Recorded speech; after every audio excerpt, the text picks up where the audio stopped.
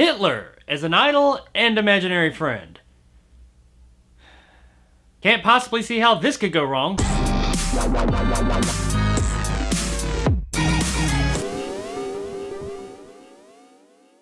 Jojo Rabbit is the new film from Thor Ragnarok director Taika Waititi. We follow a little boy named Jojo in World War II Nazi Germany whose idol is Adolf Hitler. But he's not just his idol, he is also his imaginary friend. Jojo seeks the advice from his imaginary friend Hitler when a new obstacle suddenly appears in his life and threatens to change everything he knows. I heard about this movie a while back when it was first advertised, and it was marketed as the comedy with the kid that has Adolf Hitler as his imaginary friend. That is true, but that aspect of the movie doesn't take up nearly as much of the movie as you would think. I didn't really know what to expect going into this movie. I have liked pretty much all of Taika Waititi's previous efforts that I've seen. However, all of those previous efforts didn't deal with such a sensitive matter as this film does. I mean, when I saw the initial trailer, I really didn't know if it was okay for me to laugh. I mean, it was funny as shit, but I kind of felt a little uncomfortable. I wasn't sure if I was supposed to be laughing at the movie with Adolf Hitler in it. And I was concerned with how they were going to deal with this subject. How are they going to get us invested in a main character whose idol and best friend is Adolf Hitler? I mean, the kid's like a little Nazi. He glorifies them. He thinks they're the greatest thing in the world.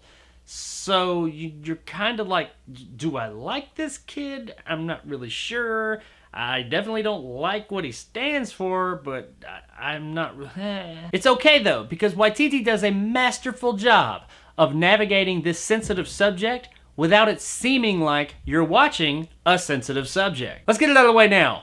This movie is fucking great. In a year of fantastic films, this one is near the top. It is wonderful. The story is laugh out loud funny 1 minute and then heartbreakingly real the next. The movie is played more lighthearted for the most part, but when it goes for the heart, it grabs that fucker and breaks it in half. It's got some deeply affecting scenes in it that come like out of nowhere. They are jarringly affecting, and you will go from being happy and laughing in one moment to wanting to bawl your eyes out the next. And not even bawling your eyes out. Sometimes you're just deeply affected on an emotional level by this stuff. I'm not a crier, okay? It just is what it is. It doesn't mean I'm not sensitive or I'm desensitized. I just typically don't cry at movies. But this movie was probably the closest I've gotten to crying in a long time. I've seen some really sad movies over the years, and I have been emotionally affected by some of these movies. But crying is something a movie just hasn't made me do in a really long time.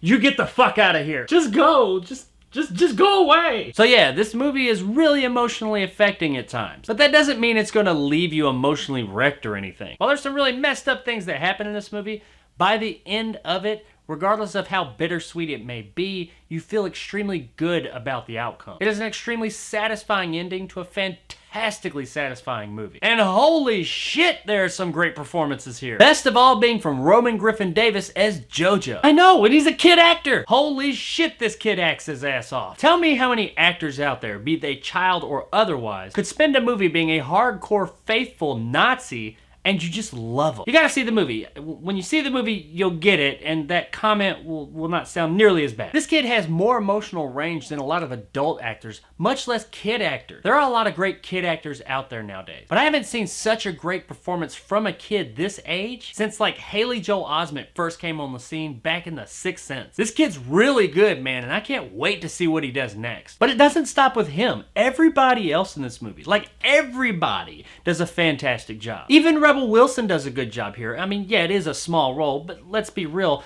Rebel Wilson's shtick is getting a little old. But not here. She's just perfect. Like everybody else, she does a fantastic job. Scarlett Johansson and Thomasin McKenzie being the main two other leads in the movie along with Jojo, both turned in fantastic performances. While we all already knew that Johansson could act, she gives a reminder to anybody who had forgotten that fact in this movie. McKenzie as well does an amazing job. As far as I can remember, I haven't ever seen her in anything else, but after this performance, I want to go back and look up some of her work and see what she's done. So the movie has great performances. I mean like great performances, but that is only part of the equation. The other part would be Taika Waititi. Waititi pushes his story forward with the ferocity and glee of a child just arriving at Disneyland for the first time in their lives, but at the same time maintains a masterful care and focus at all times. There's not any dead time in this movie. It runs extremely lean and keeps you invested from beginning to end. Waititi's direction here is absolutely masterful. Guys, this is a great movie. It has some amazing performances throughout. It's a beautifully shot movie. It has fantastic performances all around. And the story is funny, touching, heartbreaking, rousing, and entertaining until the very end. Jojo Rabbit is absolutely one of the best movies of the year, which everyone should see. And it is 100%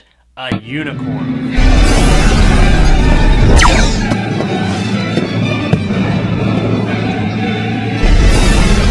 I've already said it a few times, but this movie is so good. And even though parts of it are a bit emotionally wrecking, it leaves you feeling so good in the end. Go get this movie and watch it right now. So there it is, guys, my review of Jojo Rabbit. If you enjoyed and want more content like this, hit that subscribe button and help my little channel grow. If you liked what I had to say, give me a thumbs up. If not, let me know in the comments below why. And as always, I'll see you guys next time. Let them say whatever they want. People used to say a lot of nasty things about me. Oh, this guy's a lunatic. Oh, look at that psycho. He's gonna get us all killed.